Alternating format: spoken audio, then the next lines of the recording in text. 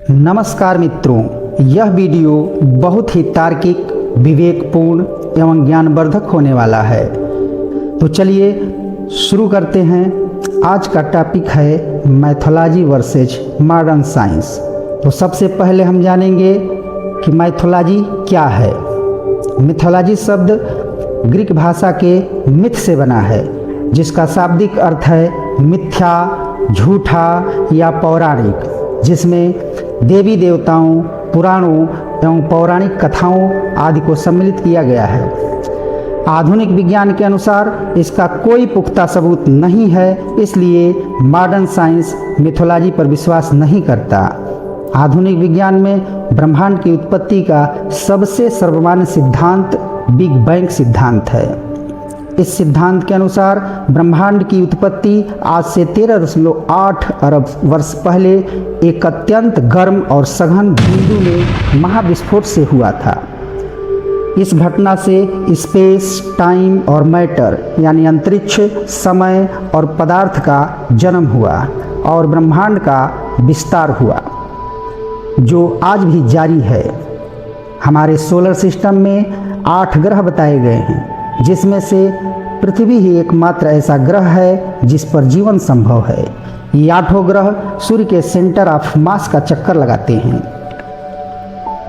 Big bang के तुरंत बाद क्वार्क्स बने, जो अत्यधिक ऊर्जा और तापमान के कारण उत्पन्न हुए। इन्हीं से इलेक्ट्रॉन, प्रोटॉन एवं न्यूट्रॉन जैसे अपरमाणविक कण बने, जिसके योग से परमाणु तथा परमाणुओं के योग से अणु तथा अणुओं के संगठित होने से पदार्थ की रचना हुई। मॉडर्न साइंस इतना सब कुछ हासिल करने के बाद भी अधूरा सा लगता है, क्योंकि यह भी अपने आप को 100% प्रूफ नहीं कर सकता। अब थोड़ा ठहरिए और विचार कीजिए कि बिग बैंग से पहले क्या था। शायद इस प्रश्न का तार्किक जवाब दुनिया के किसी भी साइंटिस्ट के पास नहीं होगा। जी हाँ, यह बात मैं पूरे जिम्मेदारी के साथ कहता हूँ। यही एक प्रश्न मॉडर्न साइंस को चुप करा देता है।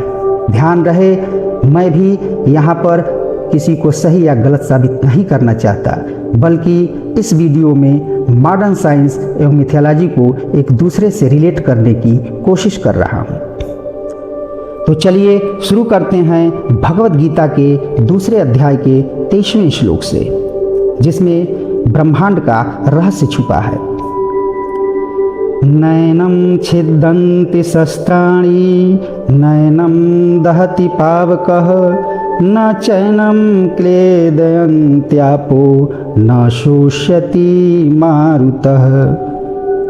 इस श्लोक में श्री कृष्ण अर्जुन को बताते हैं कि आत्मा को शस्त्र काट नहीं सकते, अग्नि जला नहीं सकती, जल इसे भिगो नहीं सकता, हवा इसे सुखा नहीं सकती। अर्थात आत्मा अजर व अमर है। यह न तो जन्म लेती है और न ही इसकी मृत्यु होती है। यह केवल शरीर मरता है। जिस प्रकार मनुष्य अपने पुराने वस्त्रों को त्याग कर नए वस्त्र धारण करता है, उसी प्रकार आत्मा भी पुराने मृत शरीर को त्याग कर नए शरीर को धारण करती है। अब यहाँ तक सुन ही लिया है तो थोड़ा धैर्य और बनाए रखिए और कुर्सी की पेटी बांध लीजिए, क्योंकि अब होने वाला है विचारों का तार्किक धमाका, यानी विचारों का बिग बैंग। मॉडर्न साइंस के क्वांटम फिजिक्स के अनुसार सब कुछ ऊर्जा ही है। पदार्थ तो हमारे दिमाग का इल्यूजन मात्र है, अर्थात पदार्थ जैसी कोई चीज होती ही नहीं है। पदार्थ का भौतिक स्वरूप होता है, जबकि ऊर्जा का कोई भौतिक स्वरूप नहीं होता है। अर्थात ऊर्जा एक अदृश्य अनुभव है, इसे आंखों से देखा नहीं जा सकता।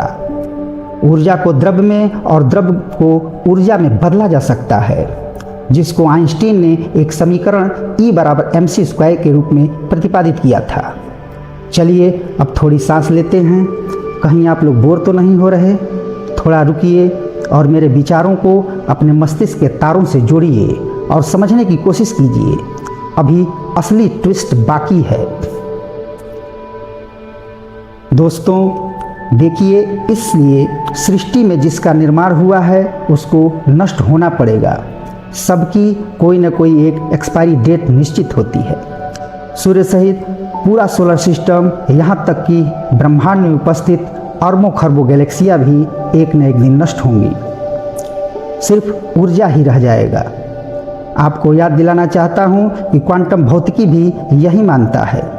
अब आत्मचिंतन कीजिए और सोचिए, कहीं पदार्थ शरीर और आत्मा ऊर्जा तो नहीं? धार्मिक मान्यता के अनुसार यह संसार ही नश्वर है और ईश्वर ही शाश्वत है, जैसे शरीर और आत्मा। शरीर नष्ट हो जाता है और आत्मा नष्ट नहीं होती है। फिर हम ईश्वर को बाहर क्यों ढूंढते हैं?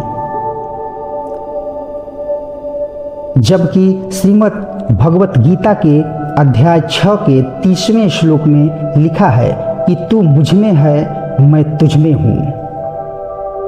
आइए अब किसी नतीजे पर पहुँचते हैं, नहीं तो यह वीडियो बहुत लंबा हो जाएगा। अब होने वाला है मिथोलॉजी और मॉडर्न साइंस का संगम। जिस प्रकार आत्मा का न तो जन्म लेती है और न ही मरती है, ठीक उसी प्रकार ऊर्जा न तो उत्पन्न होती है और न ही नष्ट होती है। जिस प्रकार आत्मा पुराने मृत शरीर को छोड़कर नए शरीर को धारण करती है, उसी प्रकार ऊर्जा भी एक रूप से दूसरे रूप में परिवर्तित हो जाती है। जैसे स्थितिज ऊर्जा गतिज ऊर्जा में परिवर्तित होकर अंत में ऊष्मा ऊर्जा में बदलकर ब्रह्मांड में विलीन हो जाती है, अर्थात एनर्जी सुपर एनर्जी में विलीन हो जाती है। माइथोलॉजी के अनुसार आत्मा का परमात्मा से मिलन हो जाता है, अर्थात मोक्ष की प्राप्ति हो जाती है। ये सब मेरे अपने विचार हैं। यह कितना सही है मैं भी नहीं जानता। अगर मेरे विचार आप लोगों को तार्किक लगे हों तो सूचित जरूर करिएगा। तो इसी के साथ अभी के लिए आप लोगों से विदा लेते हैं और ऐसे ही रोचक एवं तार्किक विचारों के साथ मिलते हैं नेक्स्ट वीडियो में। मुझे इतनी देर तक झेलने के लिए बहुत बहुत धन्यवाद।